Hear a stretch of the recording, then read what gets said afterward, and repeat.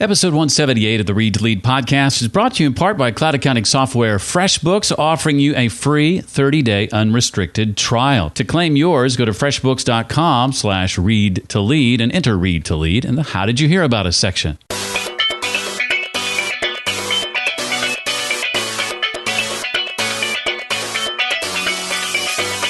The word marketing can be scary, and it's like, oh, it's scammy and sucky, and it's kind of used car salesman, and oh no. So I think the first thing is reframing marketing completely. Welcome to the Read to Lead podcast with Jeff Brown. Jeff believes that if you desire to achieve true success in business and in life, then consistent and intentional reading is a must. The Read to Lead podcast will not only help you narrow this ever-important reading list, but also bring you key insights and valuable feedback from some of today's most successful and inspiring authors. And now, here's Jeff. Hi, and welcome to the podcast that's dedicated to your personal and professional growth. We talk, of course, about leadership and also get into topics like personal growth, productivity, career, business, marketing, sales, and entrepreneurship. It's marketing getting defocused today, specifically how to market your book. In a moment, you and I are going to be joined by author Joanna Penn. She's written a book called How to Market a Book. How apropos. I'll ask Joanna to share about getting into the proper mindset to effectively market your book, the best time to begin the process of marketing your book, Joanna's insights on sampling and pricing, and plenty more. More and more today, a lot of business leaders, professionals, and entrepreneurs are writing books in order to expand their business or to demonstrate their expertise. But after writing the book, you still have to market it however you decide to publish, whether you publish it yourself or go the traditional route. And that's what Joanna is going to help us figure out today. Before we check in with Joanna, I'd like to remind you about our sponsor, cloud accounting software FreshBooks, and what they can do for you and your business, whether you're a freelancer or are a traditional business owner. FreshBooks is a great accounting solution. In the past, we've heard from listeners of the podcast who run local pharmacies or marketing agencies or do freelance work, all using FreshBooks and wouldn't ever consider anything else. I'm certainly one of those people. It's been redesigned, by the way, from the ground up and has been Joanna custom Penn is built an award nominated for exactly the way people like you and me and USA work. So Today, if you want the simplest way to be more productive and organized, and most importantly, you want to get paid fast, FreshBooks is an award-winning creative. You can create and send professionally looking invoices in just a few seconds. You can set up online payments with just a couple of clicks and get paid up to 4 days faster. That's always cool.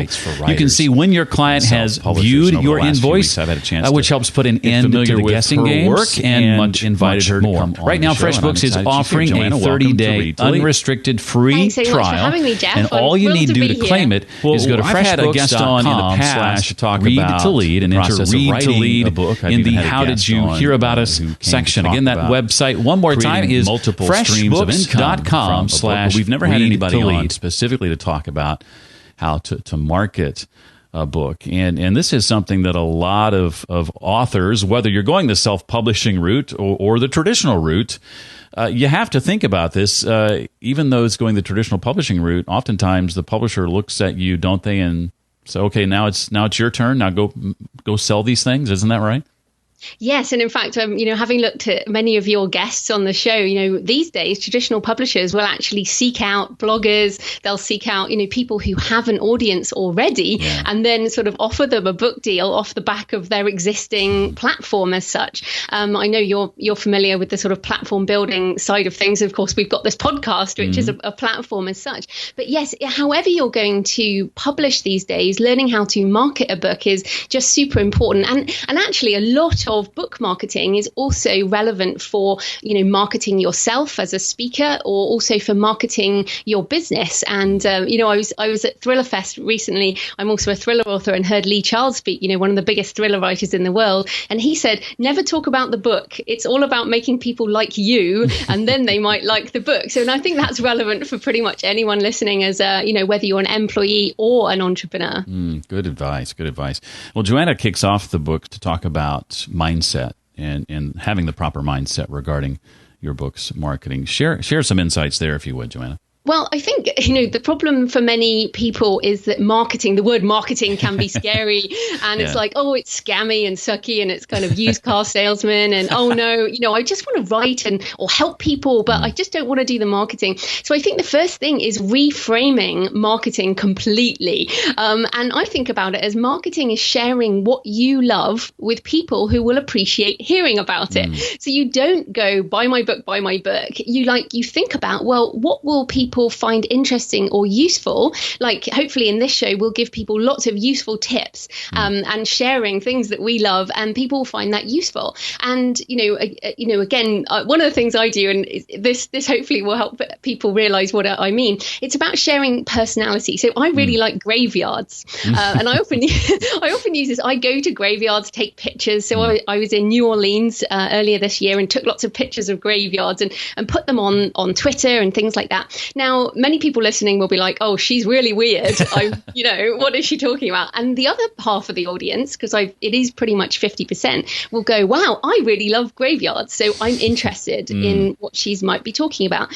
So that's an example of sort of sharing something that I'm interested in that has nothing to do necessarily with a book, but it attracts people to me as a person or turns people off. So that's actually something I think is really important, is you don't have to, and in fact, if you do try and lie or you do try and hide who you really are, you're going to really struggle, because marketing is a long-term thing. And if you're honest about what you love, you're going to attract a community of people who are into it. So, for example, what I love about your podcast is it's all about reading. So if people don't want to read either in print or through audio, for example, they're not going to be interested in your podcast. And you've made that very clear. So this is another thing around branding, I guess. But yes, so first of all, changing your mindset and sharing what you love, being who you are, is just super important. Oh, that is so true. I think you have to be willing to identify who what you're doing is not for, I guess is the way to say it. And through this process, I think a lot of the decisions that you make regarding your book's marketing, you can often pigeonhole yourself into thinking, what is this the right decision? Is this the wrong decision? But whatever you decide has to be a good fit for you personally. It has to feel true to you. And there's a series of decisions that you make along the way where, in other words, there really isn't a right or a wrong answer. Joanna, share, if you would, a bit about what you call the polarities of marketing, sort of the spectrum or continuum where decisions fall and where you go may slide one way or the other on that continuum. Is that a good way to frame it? Yeah, sure. And because so many people come to me when they've just published a book and they're like, tell me, how do I sell lots of books? How do I market a book? And I'm like, yeah, this is a big, big question. And the decisions that you make will make a very big difference as to what you do. So, for example, Ryan Holiday has a new book out, I'm sure you've seen, called Perennial Seller, which is super interesting. So, and the example of a perennial seller is completely different to something that you want to hit number one on the New York Times and then disappear. So the kind of, and we're talking sort of the one-hit wonder in the music industry, the one-hit wonder who hits the top of the charts, everyone's like, yay, and then it disappears. Like Gangnam Style is a good example, a song that everyone kind of heard of and then disappeared. Whereas you compare someone like, Bob Dylan, still cruising around doing his thing, and reinventing himself. So short-term versus long-term marketing is a classic example of the difference and that polarity. Again, you and I both have podcasts, and you and I know that a podcast is not short-term marketing. I mean, it takes a while to build up your audience that way, for people to develop your voice as a habit, that type of thing. Whereas short-term marketing for books could be something like BookBub. And if people don't know BookBub, it's a service, like an email service. They have the email list, and some of their subcategories are over 1 million readers. And if you put your book on sale, you can basically buy an ad on BookBub, and it will send your book up to often the top 100 or even top 10 of Amazon, and you can do really well, and that's very exciting for people to get for their promotion. So short-term versus long-term is a really big deal with a polarity. And then another thing I think, especially for non-fiction authors, who most of your audience will be, is the income versus brand building. So I'm a full-time writer. I intend to make money with all of my books, which is part of the reason I'm an independent author. So I have my own publishing company, because I can make 70% royalties as opposed to 7 to 10%. But many people who have their own business or who have their own platform might make money with other things. So sponsorship or consulting or speaking, where the money from the book is not necessarily the most important thing. It might be more important to have the kudos of Random House on the spine and be able to say to someone who's planning a big event, hey, look at me, I've got a hardback, from Wiley or whatever. So that income versus brand building is another example. Of course, there are tons more, but just one more before we move on. And that is you as a personality, because I think this is so important. I'm an introvert. And so for me, going to events is really hard. It's really exhausting. And since Susan Cain put out Quiet, which is another amazing book, many people have realized, I'm not abnormal. I'm just an introvert. So if you're an introvert listening, you don't have to go to lots of events. That's not necessary these days with the internet. You can, for example, do podcasts like this, which are great ways of marketing, but without having to be in a crowd of hundreds of people. So I think understanding whether you're an introvert or an extrovert can also help you decide on the type of marketing that will suit you and your book. Joanna mentioned her own podcast. We'll put a link in the show notes so you can find that easily, The Creative Pen. Joanna, what is the best time to begin this process? Is it while you're still working on the book, or is that too soon? Should you finish the book first and then think about this stuff? I think it's really going to depend, partly on those polarities. So someone who has, I'm thinking of someone like Lewis Howes, who has built up a massive audience and then gets a book deal later off the back of a big audience, or Jeff Goins, I think who's in Nashville as well, and people who have kind of built them up at the same time.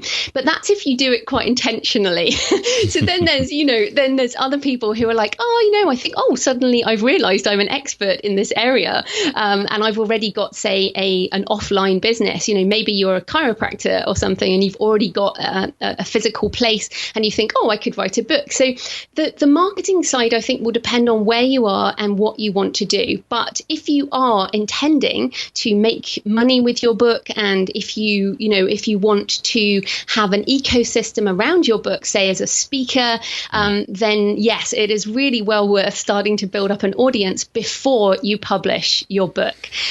So build up people who want to hear about what you're doing before you put a book out there. So I started my site back in 2008 and started blogging about what it meant to self-publish back before even the Kindle went international, and then over time that kind of developed into people who were ready to buy my books. So that's how I developed, but you can definitely do it the other way.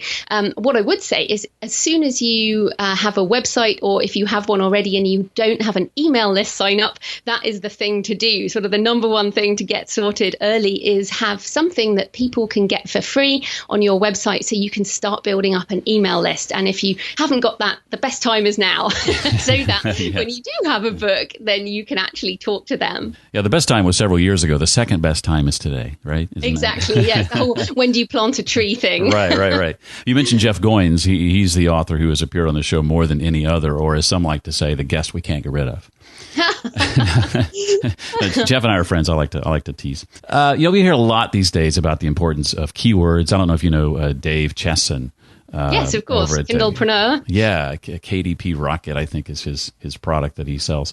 Talking about keywords, I hear the importance of launching a book and knowing what your keywords are, and how to be findable and all that. How do you begin to come up with the right keywords, Joanna? And once you do, how do you leverage those? How do you use them? Well, I think that, a really important thing about keywords and almost thinking about building your audience early is about considering who your audience is. So, for example, my first book, and using keywords is even important in your book title. So let's, take it that high up. And also SEO, search engine optimization, which hopefully everyone will know about, is important on your website. So these kind of keywords or keyword phrases are important across your whole business. So my very first book was about finding a job that you enjoy. enjoy because I really hated my job back when I was an IT consultant. And I had this really long title first, which was, how to enjoy your job or find a new one, which, obviously I'm stumbling over. It's a terrible title. But when I actually did the keyword research, when I learned about this, I discovered that the phrase career change is an excellent keyword. So I changed the book title to career change, and immediately the book started selling about 10 times as many copies because people are actually looking for the phrase career change. So if you go on Amazon right now, you'll find my book on page 1.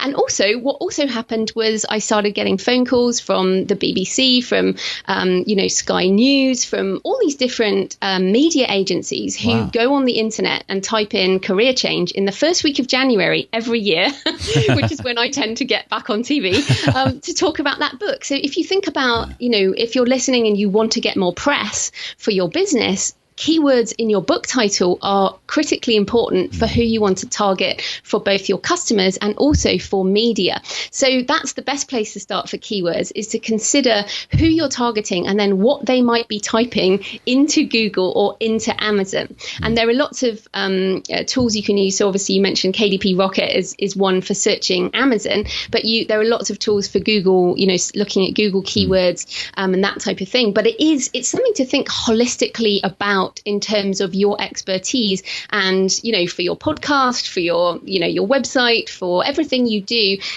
thinking about niche or niche, I think you call it in America, is so important. Niche is probably the correct pronunciation. Just I think the British are ahead of us on that one.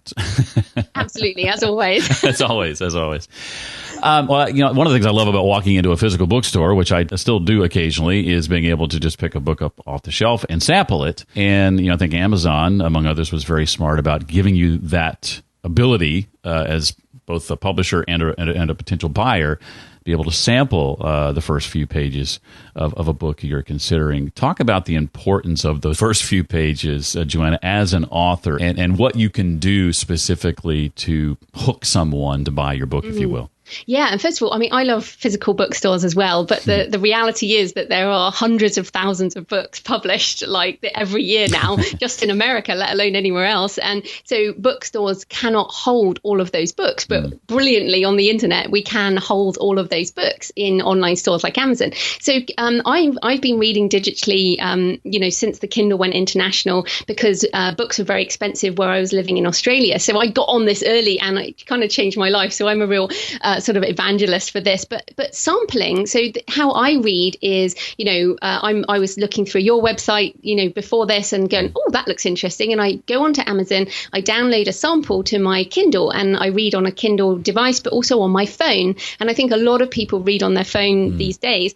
And the sample, you can't determine the sample, but it's the first certain percentage of your book. Oh, okay. And that's really important. So if you, and the biggest problem I see with nonfiction authors is putting a foreword in the front of an ebook. So this is crazy, right? Because in a print book, you pick it up and there's a foreword written by some important person in your niche who has said how amazing your book is, or the first few pages are full of quotes from all the important people you've got. But if you put those in the first few pages of your ebook, a customer like me may only see that. They may not get to the meat of your book, especially if it's a shorter book. So what I suggest is those quotes, those lovely quotes and reviews can go in your Amazon page under the editorial review section, and your ebook should go straight into the meat of the book. And the meat should be, why should someone read your book? And with nonfiction, you're solving problems that people have, right? And you've got to hook me in the first page that I know that you're the right person. So many people start with something that's kind of proves that they're the right person, and also almost overemphasizing the problem so that the person really wants to read on.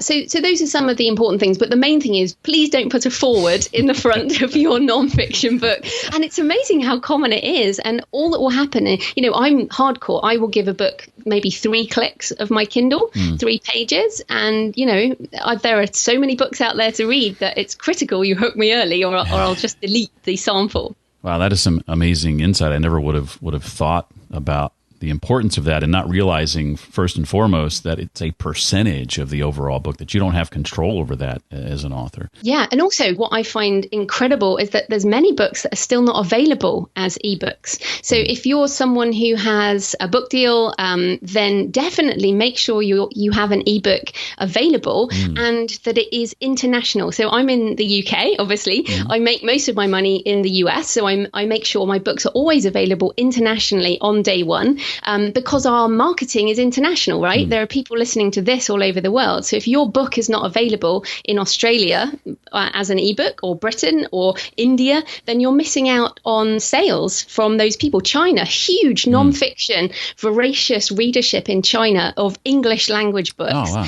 Yeah, and India as well. Massive, much, much bigger than Britain or Australia in terms of market. So make sure your book's an ebook. And, we're not really talking about publishing, but if you haven't licensed your intellectual property rights in these other countries, so maybe you signed a book deal for US, Canada, then think about self-publishing in the other countries and you'll have another income stream, which is pretty cool. And now is probably not the best time to tell you that my mom is the only one that listens to my podcast. Well, maybe your mum wants to get a book out. My mum has. Awesome. I think my mom has several books in her. She'll probably start with child rearing and then go from there, because she's got some stories she could tell on me for sure. Talk a bit, if you would, Joanna, about the ins and outs of long-term marketing and building your author platform. Maybe you're considering writing multiple books like as you have along the way. Yeah. So sort of when you write that first book, often people think that is the only thing. And I made the mistake, as many people do, of starting a website around my first book. So my first website was around career change, and I was rapidly very bored with that. So what I suggest, and that's how I came up with the Creative Pen with a double N, because I was like, I could use that forever. I don't have to grow into that. So this is a really big question, and it can be hard, but you need to think about, what do you want to be known as in 5 years' time or 10 years' time? Because I started writing in 2006, so I'm in year 11 at the moment. So where do you want to be in 5 years or 10 years time? What do you want to be known as? How do you want people to find you? How do you want to be making money? Because I wanted to be out of consulting day job and I wanted to be making money with my writing. So if you start thinking about that, you can start considering what your platform might be. So again, I'm an introvert. I'm not going to do a lot of in-person events, or I don't really like video. I do some video, but not too much. So for me, starting a podcast back in 2009 was something that I wanted to do, because I was like, wow, I could reach people. And what's also brilliant being British is a lot of Americans like listening to British voices. Yes, they do.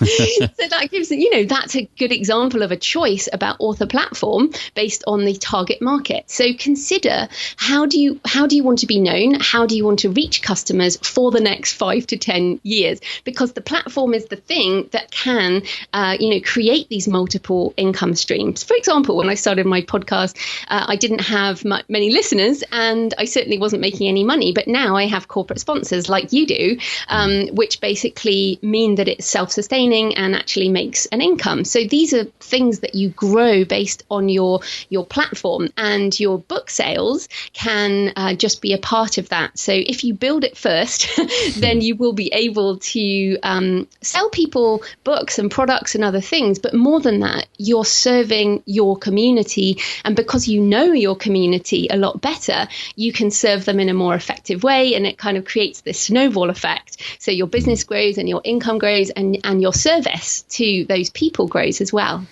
I want to key in on something you said there a moment ago about doing, the things that really fit you and your personality. We talked about that early on as well.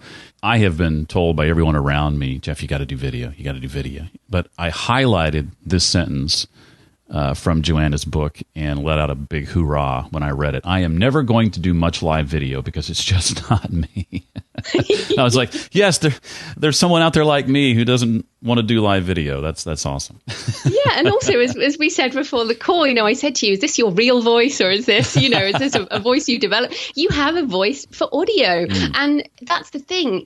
We have to, when we're thinking about platform, we're thinking about what is self-sustaining over the long term. And if you're like, I do not want to do a video, then that is not going to be sustaining for the long term. And also, do you want to build yourself another job? Do you want to be doing the stuff you said you would never do again? So yeah, I think knowing yourself is a huge part of book marketing, but also, the sort of the entrepreneur and our life in general. What advice would you give, just general advice, Joanna, regarding the launch process? One of the things I see a lot of authors do when launching their books on Amazon is they offer it, say, free for so many days and things of that nature. Discuss what you've seen works there during the launch phase and maybe what doesn't. Yeah, so I guess, first of all, if it is... It will depend on your definition of success. This is so important for everything. So if your definition of success is, say, hitting number 1 on the New York Times list, there are things that you can specifically do to make that happen. You will have to spend a lot of money, for example. If your definition of success is, let's say selling 2,000 copies, or let's say making, $1,000, then you'll do things in a different way. So if you have a platform, then you'll see a lot of nonfiction authors will be doing pre-orders for their book before the book is actually out. And I know you've had some authors on your show who've used this kind of strategy, sort of pre-order my hardback at these specific stores, and you will get all of these bonuses. And that has been working pretty well for print editions. And often those authors are trying to hit some kind of list. However, I've hit the New York Times and the USA Today list with eBooks. They have changed the rules on the New York Times, but you can still hit the USA Today by selling sort of 10,000 copies in a week if you have the right kind of promotion. And that's where things like BookBub, things like Facebook advertising, Amazon advertising, and doing a price reduction are important. But what's interesting about this launch idea is actually you can get much better traction with your paid advertising when you have reviews on your book. So if a book is just coming out on day 1, it might not have any reviews or very few. So the other really important thing is getting some of your community into a kind of launch team who can read your book, and you're not allowed, according to the terms and services of Amazon, to give anything in exchange for a review. So you can't say that. But what you can say is these are advanced reader copies, which the traditional publishing industry has done for years. It's completely normal. And if you would like to write a review on this day, I'd really appreciate it. Right. And many of your readers will actually buy the book as well. That's what I find, and also in terms of the pricing, there are 2 schools of thought. One, that you put it free or cheap to reward your existing customers. So a 99 cents, for example, and then a week later put it up to $9.99 if, nonfiction can be a lot higher than fiction. Or that you start high so that you can actually maximize your revenue from the people who intend to buy your book. And then later on, you bring it down in a sale when the sales drop off. So that's much more of a traditional publishing point of view. So there are, again, different variables on your launch. The main thing is decide on that definition of success, decide on, how many people you have in your network who can help you launch, and then make a plan. But generally do it earlier than when the book is actually out. Right. Well, when you get set to launch a book, what criteria do you use, Joanna, to decide how much to charge for one of your ebooks? Is there a formula you use, or is it just on a whim? Or I assume it's intentional. Yes, I do have an intentional price.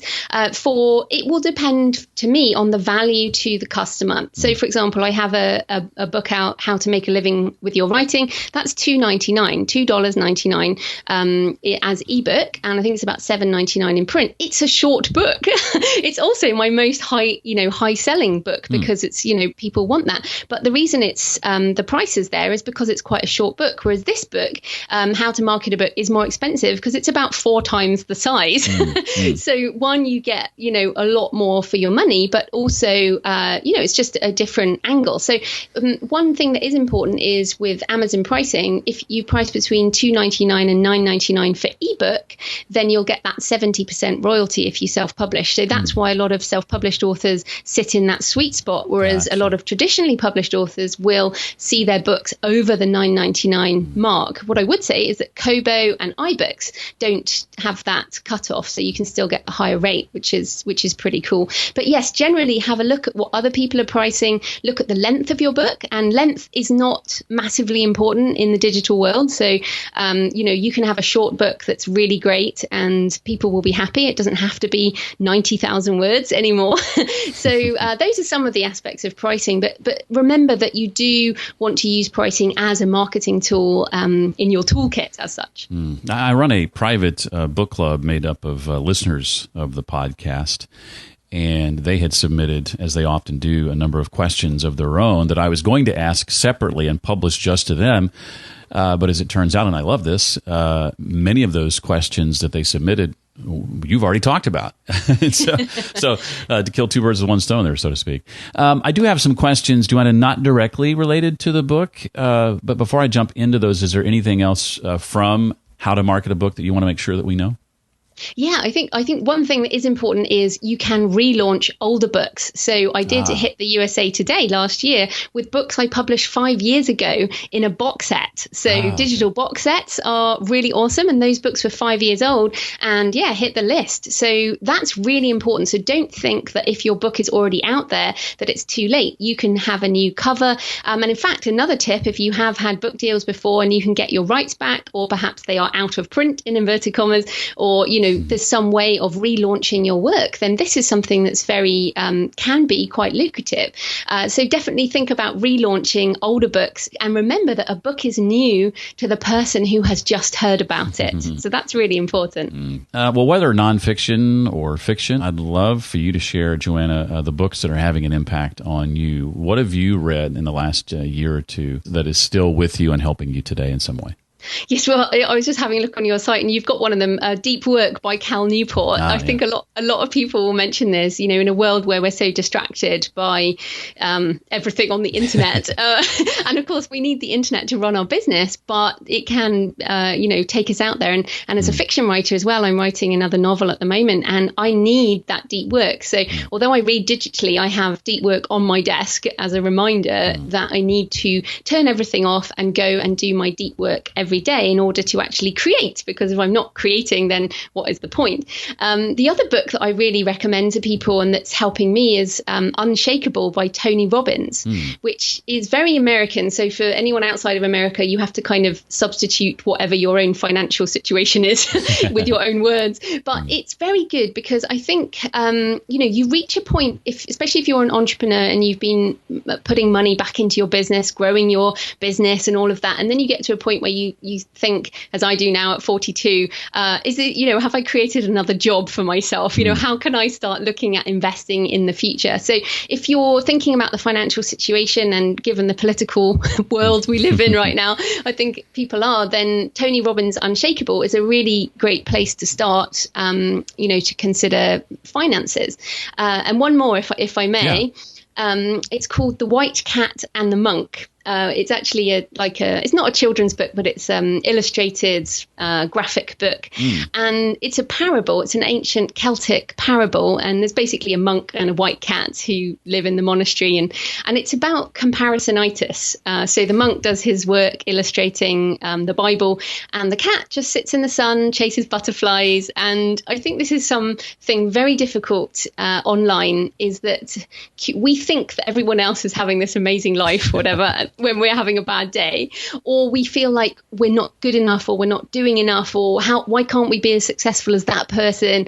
And this book reminds me that I just need to do my work, get on with my illustration or whatever it is. And the white cat has his job, which is catching the mouse and sitting in the sun, and that we all have different roles to play. So those are the three books I have on my desk that kind of keep me focused. Excellent. Thank you so much. I want to ask you too, Joanna, as an international professional speaker, what advice could you share in that realm? What are some tips for delivering, in your view, an impactful and memorable public talk? Well, I think the most important, coming back to knowing your audience, again, as an introvert and anxiety, like many people have before speaking, is to remember that it's not about you. And again, podcasting is the same. It's not about you, the host. It's not about you as the speaker. It's actually about making sure the people in the audience get what they came for, or get something that they weren't expecting, but get something from your talk. So again, it's not about, yay, here I am, I'm amazing. It's about offering the most useful stuff to them. And to me, that's why you have to research the audience beforehand. So I will often, when I'm booked to speak, I'll often try and find out as much as possible about the conference or about the type of people who are there. So, I would talk very differently about writing a nonfiction book than I would about writing a novel. These are two completely different talks to completely different audiences. Or even book marketing is different for fiction and nonfiction. So if you know your audience, you can tailor those your talk to those people. And also it takes the pressure off you, because you can be like, okay, I know that those people will find that useful, so that's what I will deliver. And that takes the emphasis off me having to be amazing, because, I'm a content speaker, I give people lots of useful things, and that's kind of what I aim for. So hopefully that helps, is really just get to know your audience. That will also help with your blog, with your and with your book as well. What's next for you? What are you working on? Maybe you and your team that's got you excited. Yes. Well, I'm doing a fantasy novel right now, so I tend to do fiction and nonfiction at the same time. I'm writing this fantasy novel which is based around maps and cartography and borders, and it's very deep and meaningful, but also a kind of adventure. But that's my fiction side. On my nonfiction side, really exciting is that I'm doing a book called The Healthy Writer, which I'm co-writing with a medical doctor. And I think that what's happened in the writer community is that, quite similar to the corporate world, a lot of people have RSI and back pain and eye strain and all these things. So my community, who are writers, all suffer from the same problems as the cubicle slaves. And this is not the point of having a life that you want, So physical health will actually help you create for the long term. So we're working on that book right now, and that will be out in January 2018 in time for self-help season. But I am excited about that, because one thing I see in the author community, if people are sort of, my dream has been to write a book, and they've written their book, but their body is kind of screwed up because they've been hunched over for ages. So this is something that I think is so important in all of our work. I don't know about you, but I'm standing up now. I'm at a standing desk. So that's something that I think is really important. Yeah, I actually have a motorized stand-up desk, so I can go up and down throughout the course of the day. I'm sitting now, but as soon as we're done, I'm going to be standing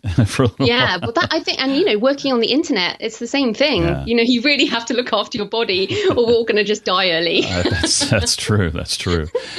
Well, Joanna, this was a treat. Thank you so much for giving of your time and sharing so freely of your work. I appreciate how much detail you went into on some of those answers. Very, very helpful. I highly recommend the book. Again, Joanna, thank you so much. Oh, thanks for having me, Jeff. And people can always come over to thecreativepenn.com to find out more about writing a book or marketing a book. If you'd like to connect with Joanna online, visit her website, or find out more about the books she recommended, or any of the other links and resources we talked about, you can visit the show notes page created especially for this episode. You'll find it at readtoleadpodcast.com/178. And there you'll also find a special bonus book summary we've created especially for Joanna's book, How to Market a Book. It is absolutely free. Pick that up again, readtoleadpodcast.com/178. Please remember our sponsor, FreshBooks. They make this podcast possible. You can visit them and find out more by going to freshbooks.com/readtolead and entering Read to Lead in the How Did You Hear About Us section. And try all the FreshBooks features free for 30 days when you go to that special link. If you have time, we'd love it if you'd rate and review the podcast. One place to do that is in iTunes. You can go to readtoleadpodcast.com/iTunes to do that. And if you happen to find it 5-star worthy, we just might share your name on a future episode of the show. Well, that does it for this week. I look forward to seeing you next time for the next episode of the Read to Lead podcast. Thanks so much for listening to the Read to Lead podcast. As a subscriber, we challenge you to be more than just a passive listener. Become a vital member of the community. Visit us on the web at readtoleadpodcast.com. Until next time, remember, leaders read and readers lead.